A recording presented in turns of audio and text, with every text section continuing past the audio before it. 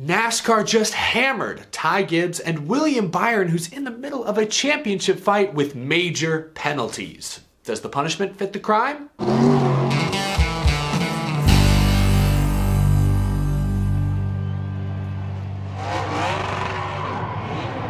How's it going, y'all? My name is Eric. Welcome to Out of the Groove. Midweek edition. Yesterday, NASCAR released their Texas Motor Speedway penalty report, and there are some significant playoff implications to discuss. Before we get to that, though, this episode is sponsored by my friends at Alka Seltzer. Oh yes, the Alka Seltzer car driven by Bailey Curry is back on track this weekend at Talladega. They're rocking a pretty cool Texas Terry Labonte throwback. That is a sharp looking race car. Alka Seltzer is available at Walmart. We've got some cool stuff planned for Talladega this weekend. Not only will Bailey Curry be out on the racetrack, but on both Saturday and Sunday, I'll be hosting meetups at the Out of the Groove / Alka Seltzer tents just behind the main grandstand. So if you're gonna be at the track early Saturday or Sunday, be sure to stop by and say hello. I believe we have a limited number of Cup Series tickets to give away to the first fans who show up on Saturday. These meetups would not be possible without Alka Seltzer's support, so be sure to stop by. Thank you to Alka Seltzer for sponsoring Out of the Groove, and good luck to Bailey Curry in that awesome throwback scheme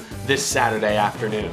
All right, that's enough fun stuff. Now let's get serious. 2 drivers were issued penalties for separate incidents that occurred during Sunday's NASCAR Cup Series event. Let's begin with Ty Gibbs. NASCAR this week fined Ty Gibbs $75,000 and docked the 23 car 25 owner points. This was in response to an incident on Sunday where Ty Gibbs door slammed Ty Dillon as they made their way down pit road. As you can see from the replay, there were crew members and officials standing around pit road, so I'm not surprised Gibbs was hit with the penalty. NASCAR also considers Ty Gibbs a repeat offender. Back in the Xfinity race at Martinsville in April, Gibbs was fined $15,000 for running into Sam Mayer on pit road after the race. So this is the second pit road incident Gibbs has been fined for this year, $75,000. That's no small penalty by NASCAR standards. Will it be enough to get Ty Gibbs's attention? That remains to be seen. Now, Ty Gibbs did issue a statement last night after the penalty was announced. I want to apologize for what happened on pit road during the race Sunday. I have to have a better understanding of the situation and my surroundings. I'm thankful no one was injured and will learn from it. Words do mean something, but actions, of course, will always speak louder.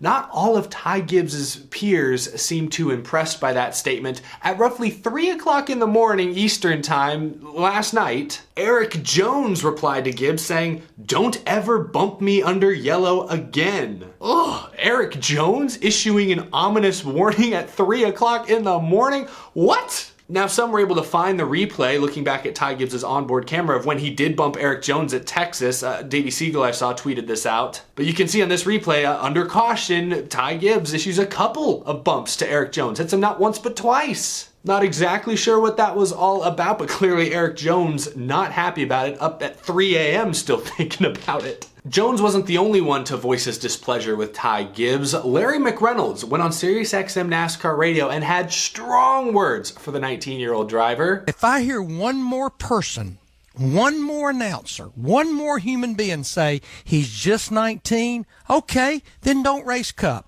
Go back and run Xfinity or go back and run late models till you learn how to carry yourself. Wow, Larry the legend, not holding back much. In my opinion, this penalty was mostly fair. I think you could have considered suspending him, since this is the second time this year he's run into somebody with people standing around on pit road. But do you suspend him for a Cup race, or do you suspend him for an Xfinity race, where he's in the middle of a championship fight? They're in the middle of the playoffs. I don't know what the right answer is. And NASCAR has set this weird precedent this year where they care more about the fallout of an action rather than the action itself. Back at Road America, Noah Gragson was mad at Sage Karam for running him off the road, so he spun him out. Typically, that's not really a penalty. NASCAR lets the drivers handle things themselves. But NASCAR docked Gragson like 30 points, fined him a bunch of money because that incident also took out like 10 other cars. So NASCAR's rulings have been a little weird lately. Yes, Ty Gibbs door slamming Ty Dillon on pit road, absolutely unacceptable, but thankfully, no one was hurt. There was no fallout. A fine, a points penalty, absolutely justified, but I've seen fans on Twitter calling for him to be suspended multiple races, fined 5 times more money than he was, and there's not precedent for that. I'm glad that someone like Larry McReynolds, who has the pedigree, the influence, the clout that he does, I'm glad Larry McReynolds spoke out so strongly against Ty Gibbs, because if anyone's going to get Ty Gibbs's attention, I think someone like a Larry McReynolds has that ability. Hopefully this is a wake-up call, because Ty Gibbs absolutely needs one. There are multiple examples this year alone of Ty Gibbs not being mature enough to handle adversity. He's in the Cup Series now. He's 10 races into his Cup career. I know he's filling in, but he's only got one top 10. His best finish is 10th. Ty Gibbs isn't used to running 20th every week, but he's in the Cup Series now, and he likely will be next year as well. And it's going to be a long and difficult rookie season full of these kinds of outbursts if he can't get his emotions under control. His media coaching has been good lately. He's been better in front of the cameras, but behind the wheel, you can't have these kinds of outbursts multiple times in a single season, not when there's other people's safety on the line. I think the penalty was justified. I'm not sure there's precedent for this, but I would have considered suspending him for one Cup Series race. I know he's not racing for driver points, but it would have been the kind of like public embarrassment, I think, seeing another driver drive what's effectively your car right now for a week. It might have helped get his attention a little bit better. That's just me. But again, I don't know that there's precedent for that. So hefty fine, okay, deserved. Now let's talk about the William Byron penalty, because this one has major playoff implications. So William Byron was involved in an altercation on track with Denny Hamlin at Texas. I'll show you all the replay one more time. Racing inside the top 5, Denny Hamlin gets a little tight, ends up forcing William Byron up into the outside wall. Shortly afterwards, a caution comes out, and during this caution period, William Byron drives up behind Hamlin and spins him out. Now Hamlin, trying to reclaim his spot, drove back up to Byron and bumped him a little bit under caution, but NASCAR ultimately forced Hamlin to restart outside the top 20. Byron was able to maintain his third place running position. Hamlin, his crew chief, were shocked at the no call, that Byron wasn't sent to the rear or something, and NASCAR afterwards admitted that they just didn't see the incident. They didn't have a replay, they weren't able to review it until they'd already restarted, and chose not to act during the race. Yesterday, though, they did issue a penalty to William Byron for spinning Hamlin out under caution. They docked him 25 driver and owner points and fined him $50,000. Hendrick Motorsports almost immediately tweeted that they will appeal this penalty. No date for their appeal has yet been set, but you would assume it would happen before next week's Charlotte Roval race, which is the final race of this round. What are they appealing? I'm not exactly sure. I mean, Byron never explicitly admitted to spinning Hamlin out on purpose. But, I mean, you watch the clip, you can hear the throttle, it's pretty clear. He meant to hit Denny Hamlin very, very hard. So I don't see them winning this appeal. Maybe they get a couple points rescinded? I doubt it. I'm not even worried about the $50,000 penalty. The 25 points are huge. This knocks William Byron from 3rd in the standings to 10th. He's now minus 8 points below the cut line as opposed to being 13 above. This is a very significant penalty at a crucial point in the season, going into probably the two biggest wild card races of the playoffs, Talladega and then the Charlotte Roval. 25 points. Effectively, that's 25 positions on the racetrack. If NASCAR had just sent William Byron to the rear Sunday night, he probably would have lost 10 or 12 points. If they'd held him a couple of laps, he probably would have lost about 20 points. So 25, definitely on the higher end of this sort of penalty. Is this penalty fair?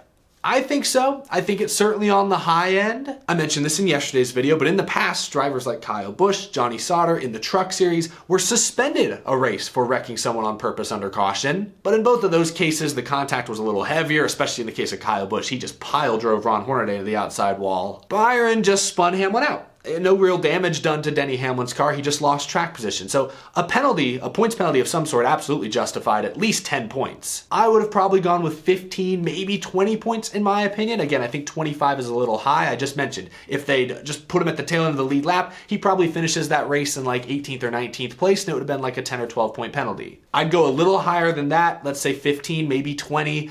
25 is steep. It gets everyone's attention for sure. William Byron had every right to be upset with Denny Hamlin for Hamlin making an aggressive mistake and forcing Byron into the fence slightly. But I don't think Hamlin's offense justified Byron spinning him out under caution and costing Hamlin 20 points in the running order. NASCAR's always frowned upon spinning each other out under caution. William Byron needed to be a little more aware of that in the moment, so I think the penalty is justified. I know a lot of Denny Hamlin haters are saying that the only reason this penalty happened is because he was whining about it, and no. Honestly, maybe this is a bit of a hot take, but the Denny Hamlin hatred has gone completely overboard. Yes, he spun Chase Elliott out in 2017. Yeah, he's very outspoken, but in the last year alone, he was dumped by Alex Bowman at Martinsville. Yeah, he interrupted his victory celebration, but the dude got a win taken from him. This year, he got spun by Ross Chastain at Gateway. Yeah, he harassed him a little bit. I'm with you there. Maybe that was a little too far, but then he got spun by Chastain again at Atlanta, just blatantly. A couple of top 5 finishes taken away from him, and then he had another top 5 finish taken from him at Texas when William Byron spun him out under caution. So you don't have to like Hamlin, but people acting like Hamlin's the one spinning people out every week, they're just blind at this point. So I don't understand all the Denny Hamlin hatred. I think the Byron penalty on the steep end, but a significant points penalty was absolutely justified. He finished 7th at Texas this Sunday night. He should have been knocked to the tail end of the field at the very least in that moment. Still no excuse for NASCAR missing that call. Anyway, share your thoughts down in the comment section below. Gibbs hit with a major penalty. Byron hit with a major penalty that has massive playoff implications. Do you think they're fair? Do you think they're too far? Not enough? Let me know down in the comment section below. Thank you all so much for watching this video. If you're new to the channel, hit that subscribe button. We talk NASCAR nearly every single day here on Out of the Groove. And as always, a big thank you to my Patreon supporters for going above and beyond to support the channel. Again, I will be at Talladega this weekend. I hope you can come out and see me on Saturday and Sunday morning. I will see you all there. Actually, I'll probably have another video up between now and then. So I'll see you guys in the next video. Take it easy.